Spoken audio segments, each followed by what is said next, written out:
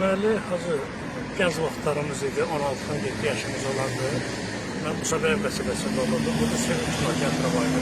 Gördüm yazılıb ki, Mazandaran televizyon bir də güləşçi şəklində. Mən dedim, ona həvəsim çox idi. Dedim, bu kinoya dedim, bir baxmalıyam dediler. Getdik dostlarımla baxdıq. Gördüm, kino başlayanda yazılır ki, güləş üzrə dünya çempionu İmam Əli Həbibi başlayan kimi. Sonra da kino özə maraqlıydı. Dramatik yerlərdə var idi, idmanlar idi. Mən onda İmam Əli Həbibini tanıdım. Onda nəinki mən, bütün dostlarım, orada Bəhlədə yaşayan cənablar, gəzilər, hamısında bir məhəbbət oynadı. Elə bir İmam Əli Həbibi ilə yaxınlaşdıq, elə bir doğmalaşan kimi bir şey oldu.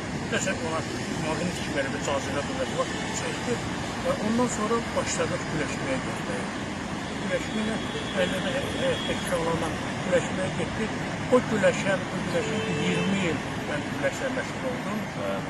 Deməli, Mazandaran pələngini güləşin taktikası var. Onun duruşu da həqiqətən də bəbirə pələngi oxşayırdı, duruşu var. O duruşu da bizim yoldaşlardan bəzilər götürmüşdü. Duranda stoykasını elə dururdu. Mənə yadıma gəldi. Özləri Mazandaran pələngini oxşatması idi. Çox qəribə idi. O Mazandaran pələngi həmin dövrlərdə düzdür. O dünyada ən güclü pəhlivanlardan biri idi. O həmin vaxtda Məhəmməd Əli idi boksda dünyada. Çox məşhur bir boksçuydu. Həm ictimai xadim idi, həm siyasi xadim, həm idman xadimi Məhəmməd Əli. Bu İmam Əli Həbibi də onun kimi ikinci elə bir güləş üzrə ikinci bir adam idi. Çox tanınmış məşhur pəhlivan idi, Cahan pəhlivan. O İmam Əli Həbibi nəsə insanların qəlbində doğmalaşdı elə bir bizə. Mən onu o qədər məsəl üçün pəhlivanlar var idi, Olimpiya çempionlar, dünya çempionlar, həmin vaxtda İmam Əli Həbibin vaxtında da var idi. Amma o özü bizim qəlbimizdə elə bir yer aldı. Onu ki bizim Azərbaycan xalqı tanıdı. Sonra bir ara keçdi, bir müddət keçəndən sonra İmam Əli Həbibi 50 il altında keçirdi, 60-70 illər idi. Sonra axır zamanlarda Hacı Soltan Hacılarda şeylədi, onu başladı təqdim elədi. Mən o dəqiqə gördüm onu, dedim ki, bu maraqlı şeydir. İmam Əli Həbibini, bir də Məhəmməd Əlini gördüm. Sosial şəbəkələrdə, videolarda, YouTube'da, böyle kanallarda gördüm ki, Hacı Soltan Əlizadə çox ona məşhur, çox ona məhəbbəti var və çox onu təqdim edir. Yenidən biz onu keşf ededik, yenidən o İmam Əli Həbibiyə mən də qayıtdım, mən də başladım onu təqdim edəməyə, şəkillərini yazarda, mən də yaymağa, məsələn, çox mənə xoş gəldi ki, o yenidən Azərbaycan xalqına çatdırdı, gəzilərə çatdırdı ki, belə böyük bir şəxsiyyət olur. İdman aləmində Cahan pəhlivan olur. Həm də o da ictimai xadim olur, deputat olur, parlamentdə. Sonra kino çəkib, studiyası da olur, kino studiyası. O da böyük şəxsiyyətdir, böyük xadimdir, siyasi ictimai xadimdir, idman xadimidir.